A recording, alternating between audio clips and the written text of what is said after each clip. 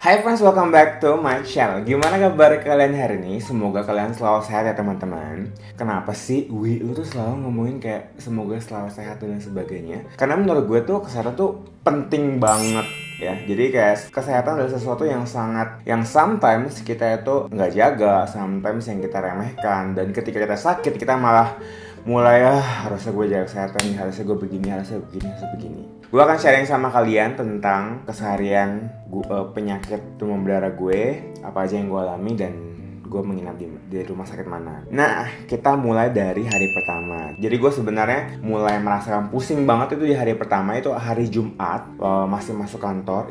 Terus kayak gue merasakan pagi masuk udah gak pusing kan, kayak pusingnya gue pikir kan pusing ringan, kayak pusing kurang tidur gitu loh. Setelah makan siang pun gue masih merasakan pusing, dan pusing ini sebenarnya lebih hebat gitu.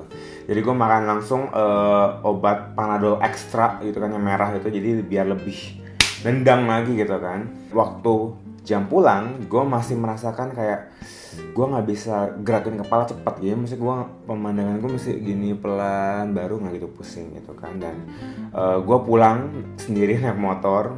Jadi gue sebenarnya agak nekat juga karena takutnya gini, kalau misalkan motornya inepin jadi Sabtu Minggu sampai Senin gitu kan. Maksudnya kalau misalnya memang itu cuma pusing biasa, takutnya nginep dan bayar parkir mahal gitu. Jadi gue paksa pulang, ya puji Tuhannya sampai di rumah dengan selamat, meskipun di tengah-tengah juga keringat dingin dan sebagainya. Kemudian di rumah ternyata gue pikir setelah istirahat makin pusing, dan akhirnya gue berkeputusan untuk ke dokter gitu. Jadi gue ditemani sama bokap gue. Terima kasih bapak. Bokap menemani gue ke dokter, kemudian dikasih obat. Kemudian dia bilang lihat 3 hari dulu apakah kalau masih pusing, masih demam, masih parah banget, baru diputuskan untuk cek darah gitu kan. Kemudian ya udah pulang. Hari Sabtunya itu hari kedua, gue masih masa pusing, sedikit demam. Kemudian kayak seharian bed rest banget, dan gue kayak nyoba untuk makan gitu kan. Maksudnya sampai sakitnya ini sampai gue nggak nafsu makan. Ya udah gue pesen silin, gue pesen pokoknya makanan yang gue suka deh. Ternyata nggak enak. Maksudnya gue nggak suka sama makanannya, kayak nafsu makan gue tuh berkurang banget gitu kan. Ya pokoknya gitulah, itu yang gue alamin gitu kan. Kemudian malam itu hari Sabtunya gue nekat untuk cek darah karena gue merasa ini bukan penyakit yang biasa. Gue langsung cek darah di klinik anggrek dekat rumah. Kemudian sana ngantri banget parah. Gue bisa nunggu setengah jam masih pusing-pusing gitu kan. Kemudian ke sana bayar 2,5 untuk dapat hasil cek darahnya. Kemudian gue pulang tidur. Hari Minggunya ini adalah hari yang penuh dengan drama. Jadi kan silin itu kan makanan kering, jadi masih awet gitu kan. Jadi gue masukin kulkas. Setelah gue masukin kulkas, tau gak apa yang terjadi? Gue pingsan. Terus tante gue tuh langsung histeris banget, manggil bokap gue. Terus bokap gue mapah gue gitu kan, kayak kasih gue minyak angin, pijitin belakang gue dan sebagainya. Terus yang gue pusing pertama kali adalah cuma satu, biayanya berapa ya kalau misalkan gue sampai rawat di rumah sakit. Pikiran karena kita mengandalkan ada asuransi, jadi bokap gue itu bawa gue ke rumah sakit Pantai Indah Kapuk Pik gitu kan, yang hits. Jadi setelah gue pingsan itu, bokap gue kontak ke enci gue, bokap gue juga kontak ke ipar gue. Enci gue bilang kayak bikin gue menenangkan diri gue bahwa jangan khawatir sama biayanya karena lo ada asuransi dan sebagainya gitu kan. Jadi gue lebih tenang sedikit gitu kan. Terus kemudian gue dibawa naik mobil ya. Gue masih ngawang banget, maksudnya nggak terlalu ngerti, maksudnya kayak masih setengah pingsan gitu. Kemudian masuk ke ICU, kemudian diambil darahnya, kemudian tiba-tiba dokter datang, kemudian mengatakan bahwa gue harus rawat inap.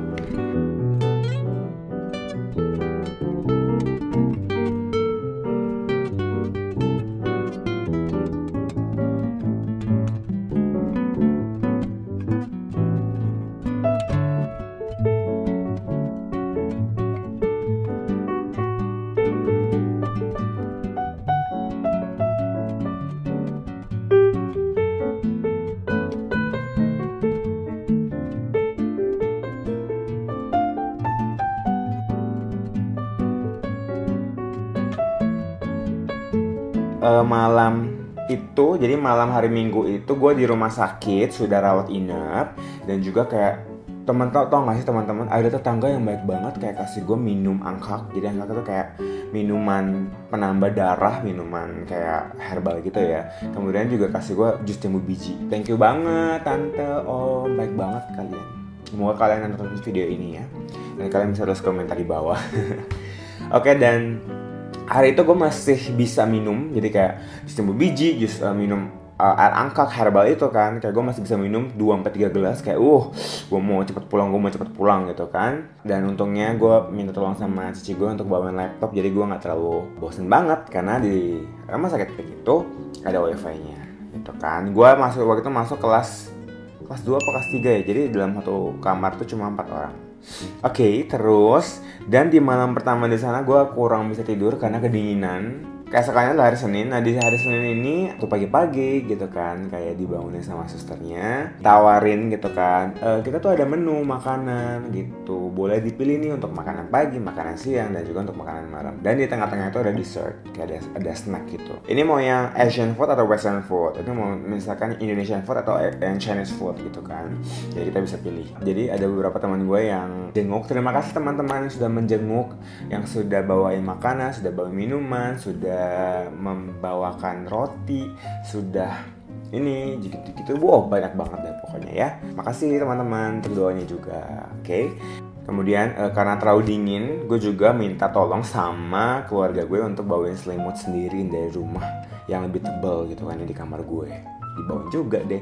Nah sekarang kita masuk ke hari kelima, hari Selasa. Dan kemudian sejujurnya teman-teman, kayak waktu gue bangun sebenarnya gue kaget gitu kan, karena kayak di selang infusnya itu kayak ada darah mampet gitu. Kayak ya mungkin karena waktu tidur kan kayak gerak-gerak gitu atau ketindih gitu kan dan sebagainya. Dan juga kan gue juga banyak jalan, kayak misalkan tengah malam gue suka ke toilet gitu, ternyata ada darah gitu ngegumpel kan di selang infusnya. Dan kayak gue ngomong ke susternya, ini kenapa sus gitu kan dan sebagainya. Oh ini karena kayak banyak jalan, banyak gerak, jadi infusnya itu darahnya kayak mampet gitu. Sebenarnya menderita banget sih kalau kalian mengalami ini. Jadi kayak kalau darahnya mampet itu, selangnya itu sometimes harus dibuka, dibersihin, karena kan kalau misalkan darahnya gumpel dingin gitu kan, jadi kan dia kayak mampet gitu, jadi menutupi saluran kayak got yang mampet lah istilahnya. Jadi nggak bisa ada infus yang masuk ke aliran darah kita, nggak bisa masuk ke nadi kita gitu kan. Kemudian setelah itu lewat pipa yang ada di infusnya itu, jadi kayak sesuatu kayak ngedorong sok gitu kan. Kayak ketika sekali didorong kan masuknya kayak cepet gitu kan, kayak gue langsung kayak langsung kayak pusing. Kayak awalnya tuh gue pusing di hari itu biasa aja, cuma karena ada dorongan dari infus itu kayak gue makin pusing gitu. Dan kayak kalau susternya ngomong, kayak gue tuh bisa kaget sendiri gitu, karena kayak ada sesuatu yang masuk ke dalam tubuh gue dengan cepat gitu kan. Kayak gue langsung kayak setiap ada darah yang nyangkut, gue bakal bad mood lah istilahnya, karena ya sakit sama pusingnya itu loh yang kayak gak tertahankan. Kayak dalam sehari itu gue bisa 4-5 kali digituin sih sama susternya, kayak parah sakit banget gitu kan, dan gak enak gitu kan. Dan pada akhirnya karena gue selalu komplain gitu kan sama susternya kasih gue kayak alat khususnya, kayak alat khusus ini akan menjaga untuk aliran infonya selalu masuk ke dalam nadi gue, kayak gitu sih.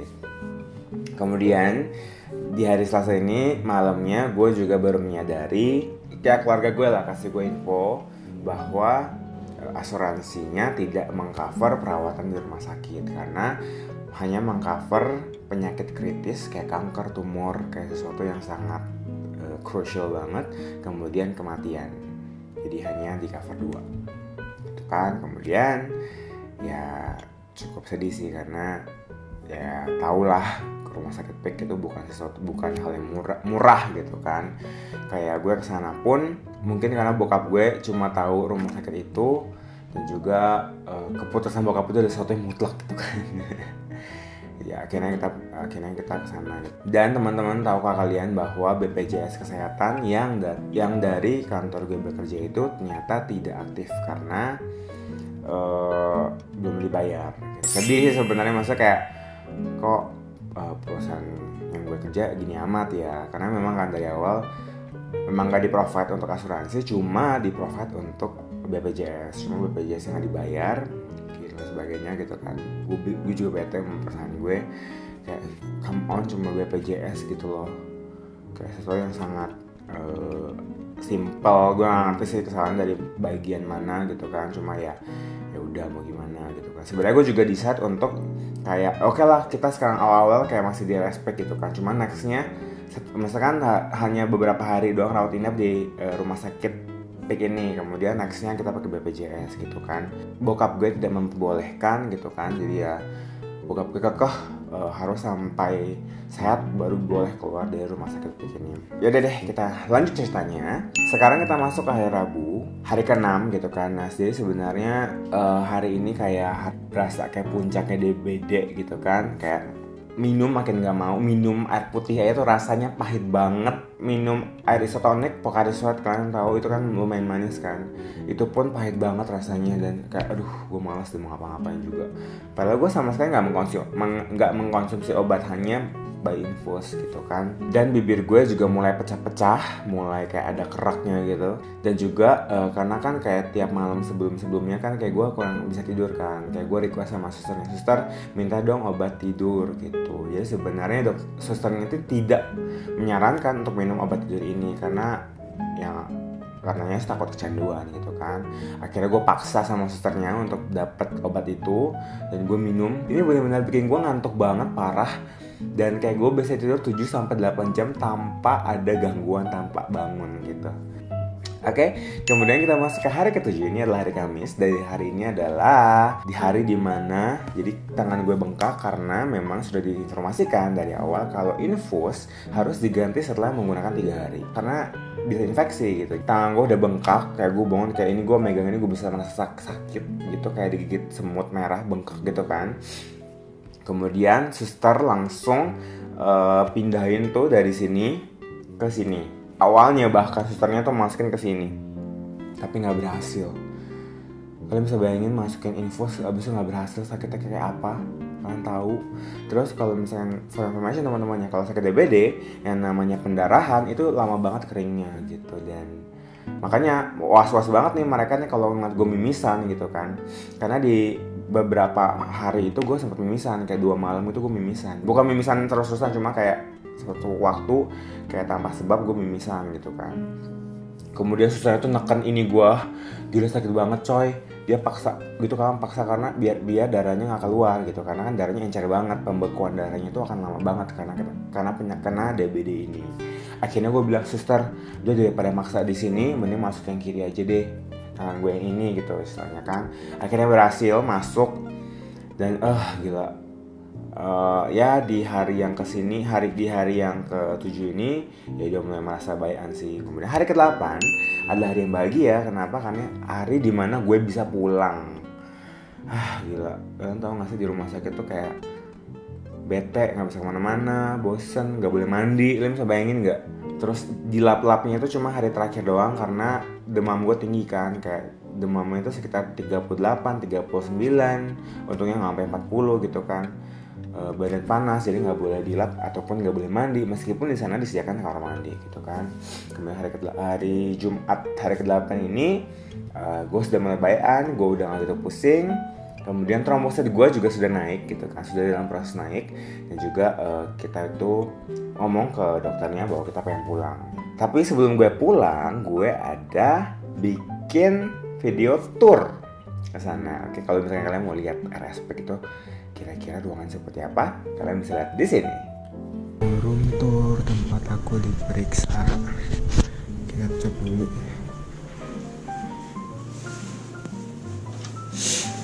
Ini tunjuknya.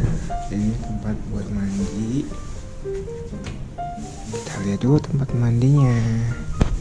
Tuh, biasa lah ya.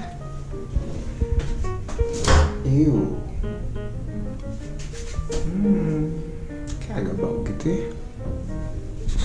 Bau.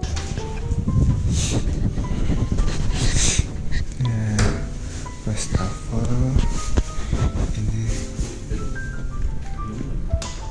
toilet pasien. Ini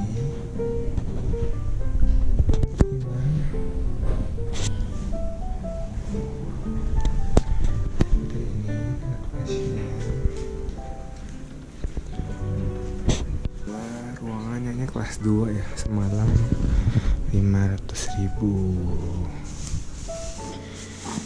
Ini adalah penjaga. Ini body tuh lihat.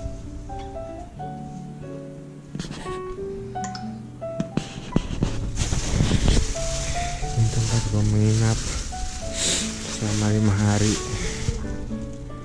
Hari ini mau pulang. Akhirnya gak bisa kemana-mana. Kira kita bisa pulang.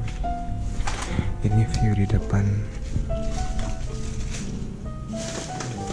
View City. Malam. Ini kalian lihat bibir gue nih tuh pecah-pecah karena DBD.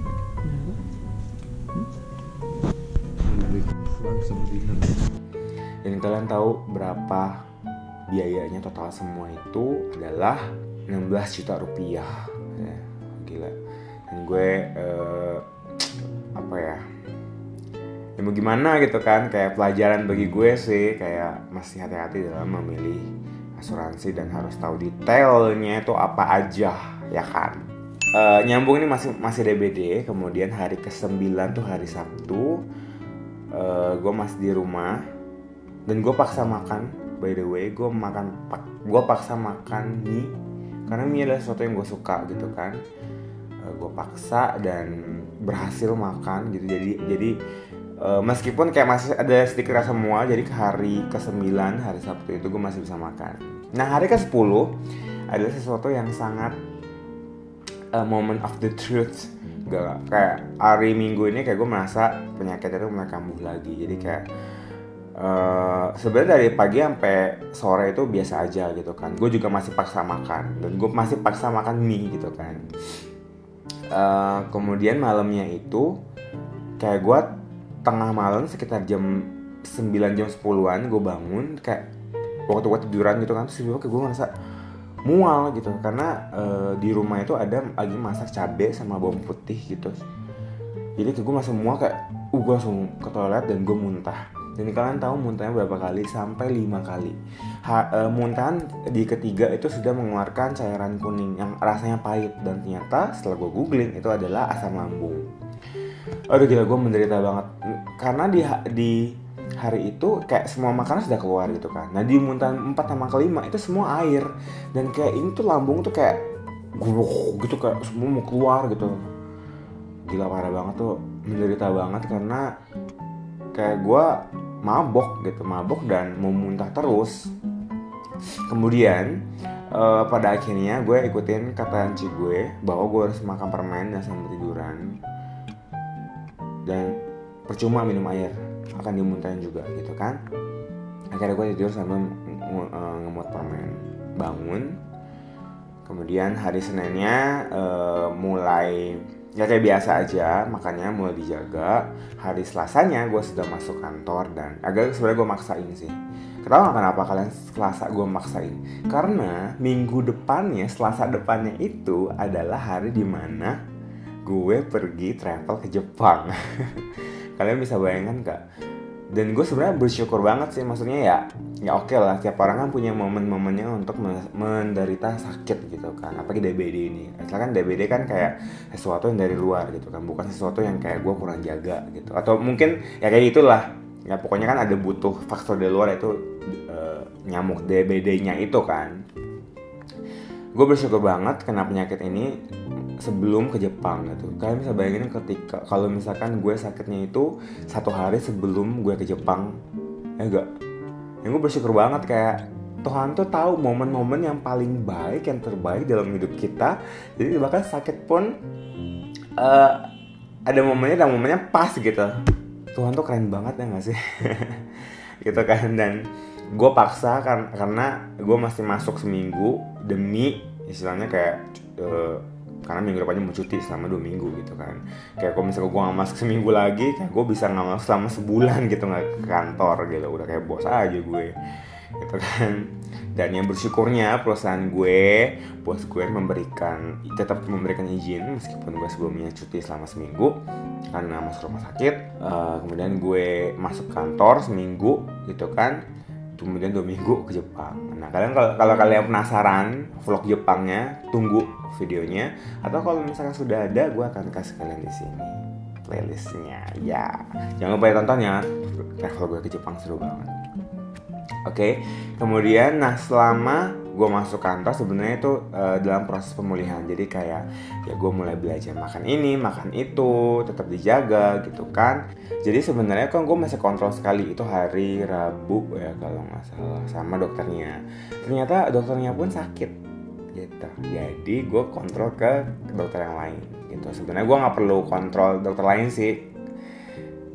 Kata teman gue yang juga dokter gitu, karena proses demam berdarah memang proses siklusnya seperti itu. Jadi kayak siklusnya tuh kayak nanti trombosnya kita biasa, kemudian akan turun parah, kemudian dia akan naik sendiri gitu. Jadi kayak sesuatu yang natural gitu. Yang penting jaga makan, yang penting jaga gaya hidup dan sebagainya gitu kan. Kemudian setelah itu udah deh ya, jadi hari per hari jaga makan, minum air yang banyak gitu kan. Setelah itu udah sembuh sendiri gitu kan. Gue masih paksa juga harus sembuh karena gue masih ke Jepang gitu kan, harus Selasanya gitu. Dan bokap gue, cik gue takut-takutin kayak, ayo lu kalau nggak sembuh gak ke Jepang lu, gila. Gue langsung, gue harus sembuh nih gue dan sebagainya gitu kan. Ya itu sih proses gue pernah penyakit DBD itu. Dan gue mengambil beberapa pelajaran ketika gue sakit DBD ini. Pertama adalah kalau kalian punya asuransi, kalian harus banget tahu informasi apa-apa aja yang ada di asuransi tersebut gitu loh. Dan penting sih untuk perawatan di rumah sakit gitu, karena kalau kita sakit mendadak kan kita nggak bisa klaim mana-mana kecuali punya BPJS. BPJS pun ngantrinya panjang dan sebagainya, prosesnya lama banget gitu kan. Mendingan punya asuransi sendiri kalau misalnya kalian memang punya uang yang lebih gitu. Ya pelajaran yang gak kalah penting adalah gue bersyukur banget gitu bahwa keluarga gue tuh support banget, apalagi bokap gue gitu kan. Karena waktu gue sakit DBD ini nyokap gue keluar negeri, sekalian jalan-jalan, sekalian ngejagain, jadi bareng sama tante gue yang paling tua punya cucu dari anak yang paling bungsu gitu kan. Jadi kayak sambil jaga sambil jalan-jalan sembari gitu kan. Ya kalian tahu kan darah travel itu datang dari mana? Dari nyokap gue. Karena bokap gue juga jarang jalan-jalan, jarang suka juga gitu kan. Kemudian jadi bokap gue juga jagain gue banget gitu kan. Kayak dari hari pertama gue sakit, kayak bokap gue nganterin gue ke dokter. Bokap juga tiap hari pagi sama malam datang ke rumah sakit gitu kan, ngejagain gue. Dan juga tapi gue suruh pulang gitu karena kan di sana kan nggak ada tempat tidur untuk visitor gitu kan. Jadi ya suruh pulangnya di rumah aja gitu. Dan bokap gue bawain makanan-makanan yang gue request, ini itu laptop lah, kasur lah, guling, bantal, gue minta bawa semua. Dan juga enci-enci gue, makasih banyak cici-cici gue yang tersayang, semuanya support banget. Kayak ada yang datang malam, nyopin gue makan, ada yang datang pagi, bawain gue bakmi. Ada yang datang bawain gue obat herbal gitu-gitu. Jadi ya bersyukur banget, thank you my family, I love you guys gitu loh. Makasih banget, dan gue bersyukur banget sama Tuhan kayak gue punya momen seperti ini, kayak gue bisa merasakan bahwa oke, gue harus jaga kesehatan gue lagi, dan gue harus bersyukur banget punya keluarga yang sesupport itu sama diri gue sendiri gitu. Makanya kita mau seberantem apapun, kita mau segalak apapun sama keluarga, mau gimana pun keluarga kita yang akan support kita gitu.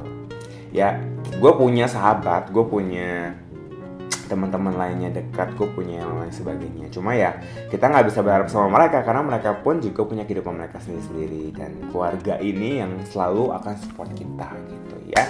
Jadi selalu hormati bokap nyokap kita, meskipun ya bokap gue galak, tapi kita tetap harus menghormati karena ya terlihat banget orang tua segalak apapun dia tetap akan sayang sama kita. Dan juga kita juga mesti jaga relation kita sama koko, cici, kakak, adik, semuanya deh ya, kita mesti jaga baik-baik gitu sih. Oke. Ya itu aja untuk hari ini. Semoga kalian bisa belajar dari pengalaman gue. Jadi kalau misalkan kalian pernah sakit, kalau amit-amit kalian kena DBD, kalian harus tahu apa langkah-langkah apa aja yang harus kalian lakukan. Dan sebenarnya mual itu wajar karena ya memang katanya fungsi hatinya itu lagi bengkak, jadi kayak ya memang wajar hal tersebut terjadi. Dan by the way, gue turun 3 kilo dalam waktu 5 hari. Can you imagine? Saya nggak suka sama makanan seperti itu gitu loh. Oke, itu ya teman-teman untuk hari ini. Kalau misalnya kalian mau ada pertanyaan atau kalian mau kasih informasi yang lebih mengenai demam berdarah, kalian bisa tulis komentar di bagian bawah ini. Oke. Terima kasih teman-teman udah mendengarkan curhatan gue untuk hari ini. Semoga bisa memberikan inspirasi, informasi bagi kalian yang membutuhkan, dan tetap ya, semoga kalian tetap sehat, tetap gembira, ingat sayang sama keluarga, jangan lupa ibadah juga ya. Dan gue doain kalian yang nonton video gue ini bisa travel ke Jepang, ya kan? Dan kalau misalnya kalian mau tahu soal informasi tips mau ke Jepang, ya cek video gue yang ini gitu. Oke, kalian cek aja, gue akan kasih kalian info yang detail. Oke, thank you my friend for watching and have a nice day. Bye bye. Keep healthy.